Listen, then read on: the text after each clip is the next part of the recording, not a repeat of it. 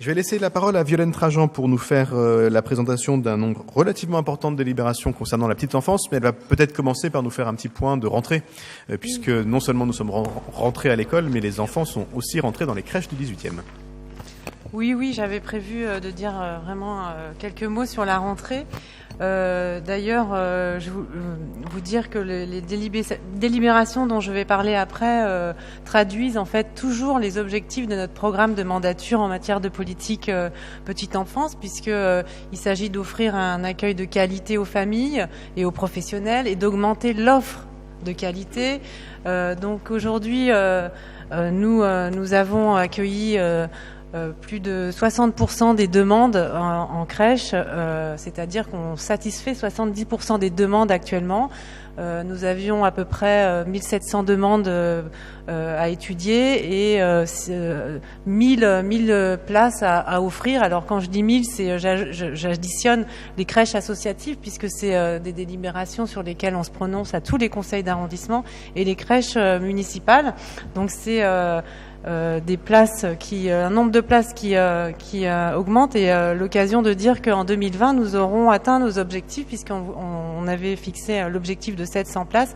Aujourd'hui elles sont toutes identifiées, donc c'est une bonne nouvelle. Donc vous verrez, je vous parlerai de la structure Bichat, nouvelle structure, la restructuration d'Évangile et de Georgette Agut, les travaux, la démarche qualité qui se met en place dans les établissements puisque les crèches vont rentrer dans Cali Paris, donc c'est un référentiel qui est écrit de manière participative avec les professionnels et les parents.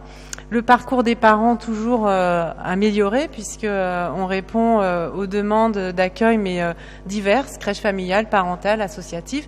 Il nous restera et ça j'y tiens et le maire le sait aussi, mais aussi Yann Brossat, la MAM. J'aimerais tellement inaugurer une MAM avant la fin de la mandature, donc nous cherchons pour cela, je lance un appel, j'en profite, un local de 120 mètres carrés, plutôt dans les quartiers Jules Geoffrin ou Montmartre. En effet, pour construire un beau projet, on a le porteur de projet et les financements, il ne reste plus que le local. Donc le personnel aussi impliqué, je salue leur engagement, on connaît leur engagement, elles sont toujours mobilisées pour mieux accueillir les enfants, les parents. Le deuxième axe, c'est la solidarité. On est à un arrondissement et tout à l'heure, nous avons déjà entendu beaucoup de délibérations sur ce sujet solidaire. Donc ça me fait parler du regroupement qui a eu lieu cet été. On offre toujours un accueil, même si on a réduit la voilure, puisqu'on a fermé presque toutes les crèches. Nous avons maintenu un établissement seulement pendant 15 jours en août. Et vous dire que ça a permis d'augmenter la satisfaction. En fait, il se trouvait qu'avant, les parents réservés ne venaient pas et donc ça mobilisait beaucoup de financement et de personnel pour rien. Et aujourd'hui, on arrive de plus en plus à ajuster l'offre et la demande, donc c'est un bilan positif. L'action parentalité, évidemment, les les ce sera l'association Parrain pour 1000. Les fêtes, les crèches sont associées aux vendanges, partenariat dans plusieurs événements, donc vous les retrouvez toujours. Et le troisième volet, c'est tout ce qui est accompagnement à la parentalité et donc la mobilisation des parents, donc c'est les conseils des parents. Donc tout se passe bien, nous avons le personnel, les travaux sont réalisés, des belles crèches, d'autres qui arrivent bientôt. Et des parents qui nous le disent, qui sont satisfaits. Le RIF recueille évidemment la satisfaction. Nous avons été avec Éric Lejoindre auditionnés par l'Association des maires de France, notamment par rapport à ce qu'on a mis en place pour le parcours des parents et aussi la transparence dans l'attribution des places en crèche. Voilà. Donc j'en viens maintenant aux subventions.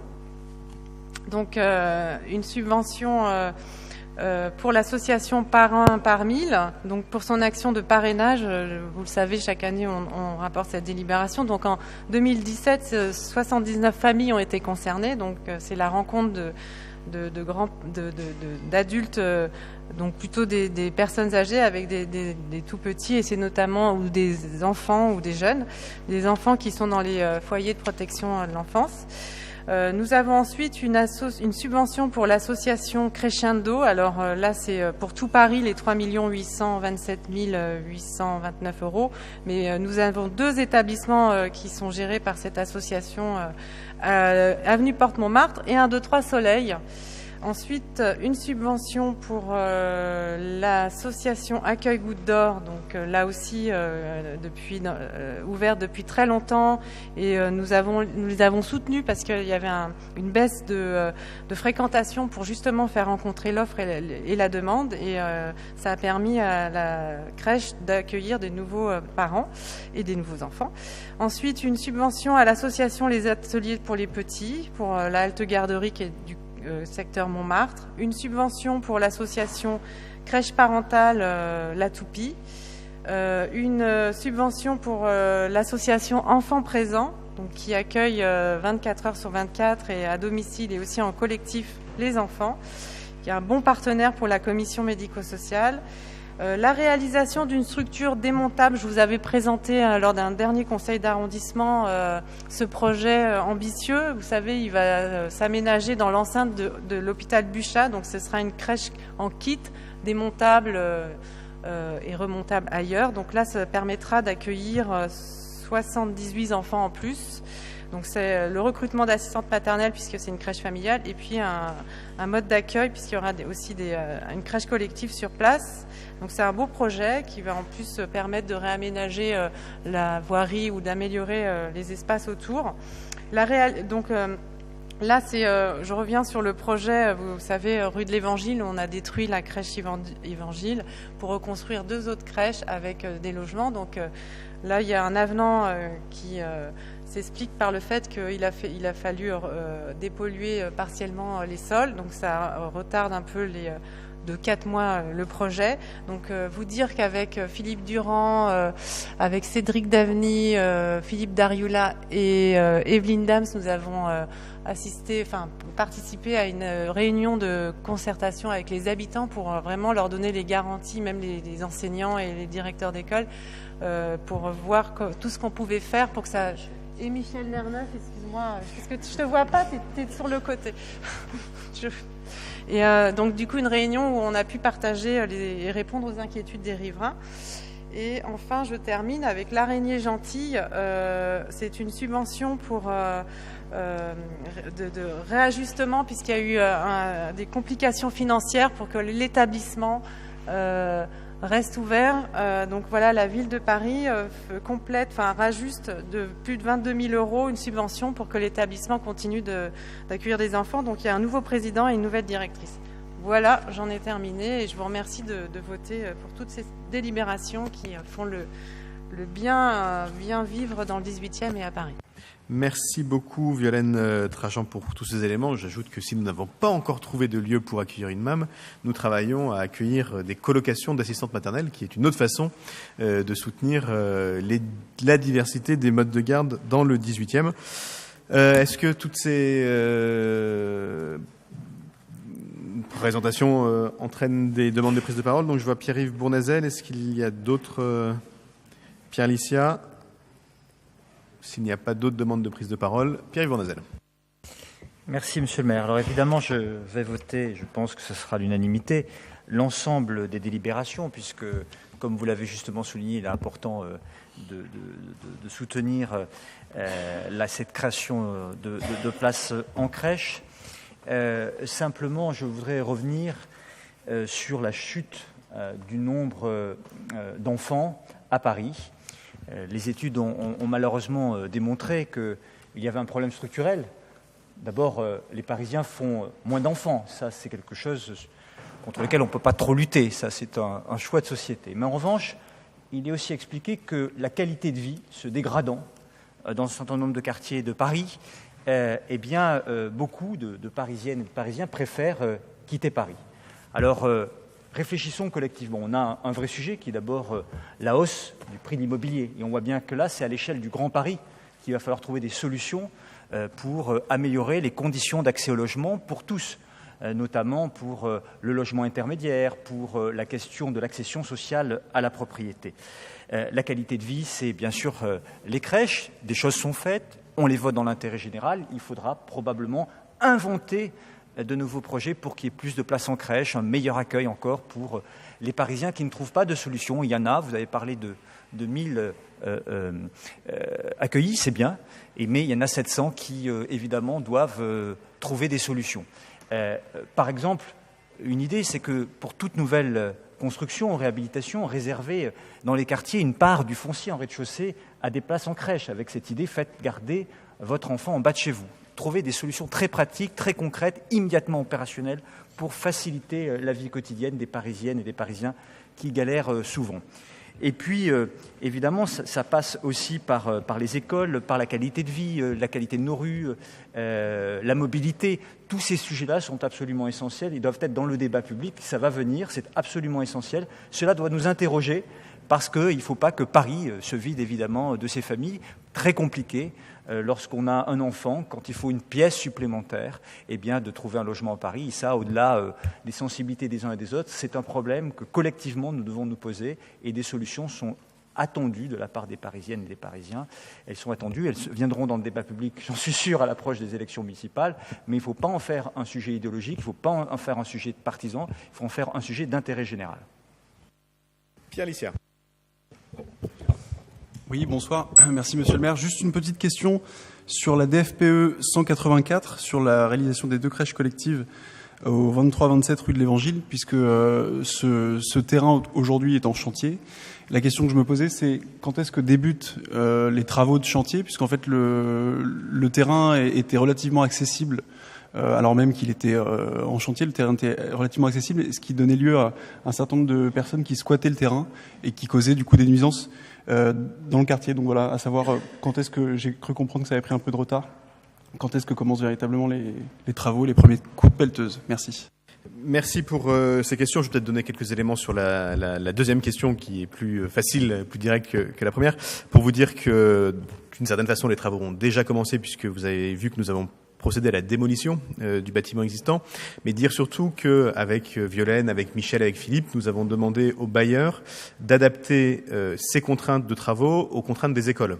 Et pas l'inverse. Et donc notre enjeu, il est de faire en sorte que, notamment pour l'école maternelle Tchaïkovski, qui est à proximité immédiate du chantier, nous puissions veiller au confort, autant que faire se peut, des enfants pour qu'ils ne subissent pas l'ensemble des travaux. C'est pour ça que nous avons retardé les démolitions pour les faire pendant l'été, au moment où les écoles étaient vides, et que nous travaillons avec la RIVP, on aura peut-être que Violaine ou Michel ont des éléments plus précis, à faire en sorte qu'on ne prenne pas les choses à l'envers. Et donc c'est pas les contraintes du chantier, c'est pas les contraintes des entreprises qui pèsent sur l'école, c'est les contraintes de l'école Évangile, l'école Tchaïkovski, qui pèsent sur le bailleur. Et je préfère un chantier un peu plus long, avec une livraison un peu plus tardive que des années de coups de pioche dans les oreilles des enfants de cette école. C'est une école qui a une très belle dynamique, qui a un travail excellent en matière de mixité, qui a des équipes pédagogiques très fortes, qui réfléchit de façon très intelligente la montée en élémentaire et puis après au collège. C'est un enjeu central pour le collège Daniel Mayer aussi, de suivre intelligemment ces cohortes qui aujourd'hui sont à Tchaïkovski. Et donc je tiens absolument, et on y travaille au quotidien avec le bailleur, à ce que les choses se fassent dans le bon sens. On a vu les difficultés que pouvaient causer des chantiers, et c'est bien normal, on est en ville, et en l'occurrence c'était des chantiers privés à la Goutte d'Or à côté d'école. Moi je pense que il faut qu'on considère qu'on sacralise un peu les temps de l'école. Voilà pourquoi il est difficile de caler absolument le chantier, puisque les contraintes des entreprises et du bailleur existent aussi, et on essaye de faire cohabiter tout ça, mais peut-être que Violaine pourra ou Michel pourront vous donner des éléments de date pour le coup plus précis. On va pas avoir un débat global sur la question de l'accueil de la petite enfance à Paris, même si je dois dire que quand on se compare aux autres collectivités de France, on constate à quel point nous avons, et depuis de nombreuses années, investi fortement dans ce champ. On est la collectivité de France qui offre le plus de places en crèche, la plus importante proportion de places en crèche. On travaille aussi beaucoup à étendre, à démontrer la diversité des modes de garde. Je peux le dire en tant que père plus qu'en tant que mère en l'occurrence. La crèche collective n'est pas toujours le mode de garde le plus adapté à la vie d'une famille, et donc les autres modes de garde sont très importants aussi. Et bien sûr que nous regardons la question de la natalité en France en général, et à Paris, et dans le 18e en particulier. Il y a un travail sûrement de diagnostic à faire. Il y a aussi quelques éléments d'évidence. le logement très cher. Et je pense que nous pouvons collectivement nous dire qu'il est essentiel que nous soutenions le fait que nous puissions réguler les loyers à Paris. Enfin, les conséquences de la dérégulation des loyers à Paris, elles sont immédiates pour les familles qui ont des enfants en plus. Et je ne parle pas de l'achat, qui est devenu impossible, y compris dans le 18e, pour un grand nombre de familles qui ont besoin d'une centaine de mètres carrés. Et donc, j'imagine la nécessité pour nous tous de continuer à développer le logement et le logement social à Paris.